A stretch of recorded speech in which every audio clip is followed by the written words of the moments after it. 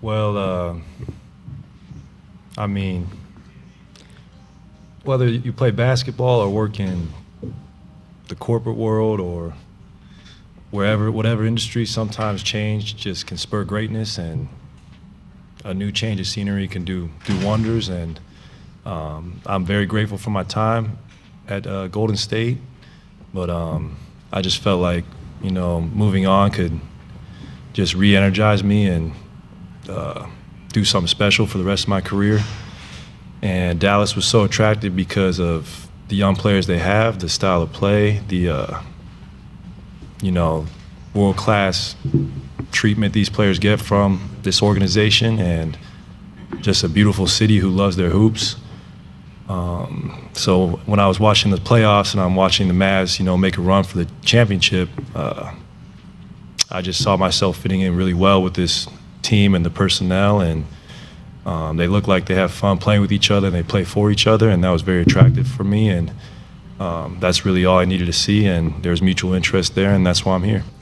I mean, Najee and Quentin said it. Luka, even before he got in the NBA, you watch his EuroLeague highlights and you're like, this 18-year-old is doing this to grown men? It's crazy. So the impact he had on a rookie too, you could see that he had greatness ahead of him. I mean, pretty sure he gave us a triple-double in Oracle like in 2019 as a rookie, and I don't think that's happened to us since maybe like a LeBron or Tim Duncan. So you saw the potential early, and I think just playing off him, Kai, and the rest of the guys, I can help them space the floor and knock down shots or play defense, whatever's needed. Klay, Steph said this week that the thing he wanted for you more than anything was to see the joy back in your game. Had you lost some of the joy in the game?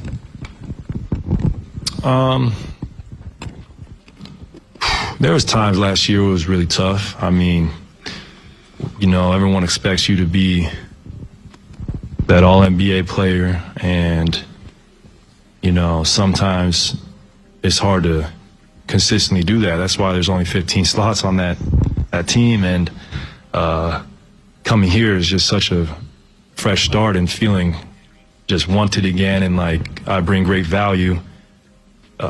It just gets me excited to go out there and even work out after this press conference and get shots up. And so, yeah, there was times last year it was tough where it wasn't as joyful as it had been in the past, and it's nice to kind of shed that and have a whole new fresh start, whole new group of guys to get to know, and co-workers, so a whole new city. It's really cool, and I'm going to embrace the heck out of this opportunity. Tim McMahon, espn. Klay, I'm sure you've heard, and I know you had conversations with Steph and Steve Kerr. Well, what has this been like for you, just emotionally, kind of going through? Divorce is probably not the right word, but, you know, closing that chapter after 13 years and just everything that goes along with that. I mean, probably a little disappointed at first, but then as time goes on, you have a lot of time to reflect and you realize what you did. They can't take that away from you as far as the championships, or, I mean, records are meant to be broken, but the impact you have on a community and all that, that will forever live. And sometimes, you know, breakups are necessary to do what's right. And I'm not the first athlete in the NBA to go through this. I did grow up in Portland, and I remember when Scottie Pippen came to the Blazers, that was like the biggest day of my life. And I'm not saying I'm Scottie, but they were right there against the Lakers, almost won a chip. So I take a lot of inspiration from past athletes and how their careers might have gone, you know, astray when they either left the team or joined a new team. And some guys thrive, and I look forward to just kind of being rejuvenated here and playing a lot of good basketball left in the tank.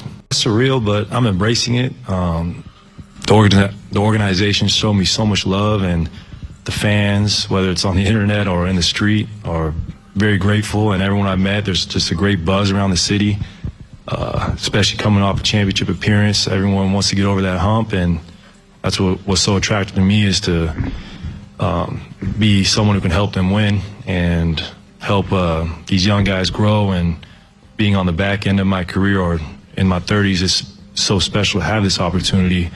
Not many guys who play 13 years get a chance to win a championship or championships to end their career, and I think we're set up for a great run, and expectations are high, but you got to welcome that. I mean, that's what you want as an athlete. You want to have that pressure, and you want to have expectations from the fan base, the city, that, you know, we want a winner, and that's what attracted me too. I'm not really into breaking more shooting records. I just want to win at this point. That's what I learned in Golden State. Like, everyone's got to make sacrifices to win at the highest level, and I'll make sacrifices for the team, but as long as we play winning basketball, that's all that matters.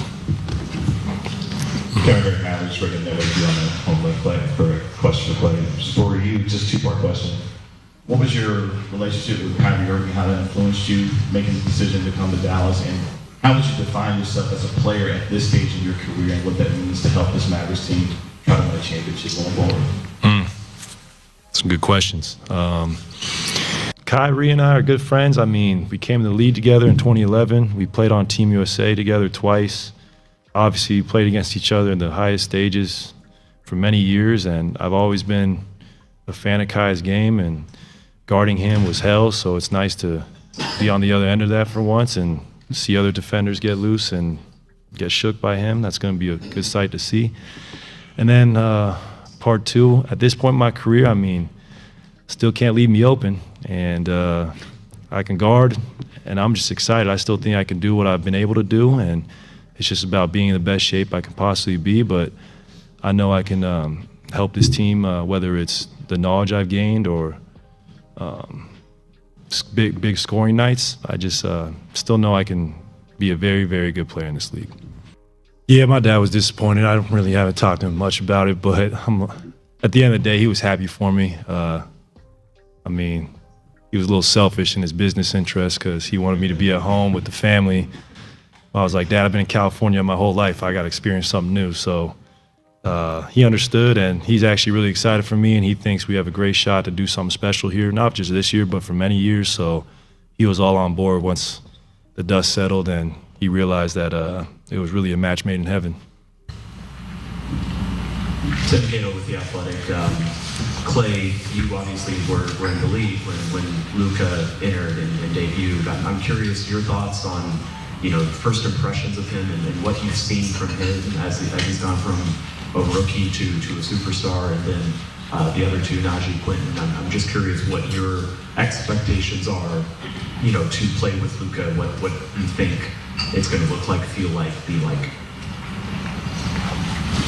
Y'all got it. I mean, everybody knows Luka is one of the top players in the NBA, so I feel like our job is to go out there, play as hard as we can, and just try to get back to the position they was in last year, and hopefully win the championship. And then playing with Luka, he makes everybody else on the court job a lot easier for me as a shooter, just coming in, just learning from Klay, one of the best shooters to ever touch a basketball. So playing with Luka to be fun because he draws so much attention defensively. So I'm ready to knock down open shots, make plays, and just do whatever I can to help this team win. Yeah, and kind of like Q said, Luka's an amazing player. So just to learn from him and, you know, just to play with him, make the game easier for him. Even to learn from like Klay and Quinn, who are great shooters. So I'm just excited to play with everybody, looking forward to it. But yeah, Luka's an amazing player, and just to make the game easier for him. Part two, at this point in my career, I mean, still can't leave me open, and I can guard, and I'm just excited. I still think I can do what I've been able to do, and it's just about being in the best shape I can possibly be. But I know I can help this team, whether it's the knowledge I've gained or big scoring nights. I just still know I can be a very, very good player in this league. Welcome, guys. Blake Elliott, 105.3 The Fan. This is for all of y'all. One of the marks that this Mavs team made was kind of defense and toughness. I just wonder how much of all three of y'all identify with that and hope to implement that with this Mavs team this year. Well, I say playing against these two, I mean, that's why they're here. Not because it's pretty, because they lock up, they're willing to do the dirty work, and I've got against both them, so we're going to have some battles in practice. I'm excited about that. Definitely. That's kind of my MO, toughness, defense. So one of the things I bring to the game, and something I love to do. So like you said, you know, that's kind of what they use to get where they got this year, and I'm just here to pick up whatever slack they lost or just add to. Yeah, same thing, just reiterate what they said, just coming in. That was kind of my calling card coming in from Houston. Playing for Coach Sampson, kind of, you can't play defense, you're not going to be on the floor. So playing for Tibbs as well, too. If you don't play defense and scrap and fight for every 50-50 ball, you're not going to go on the court. So that's what I try to do from day one, and I'm going to still do it till I can't play the game anymore, really.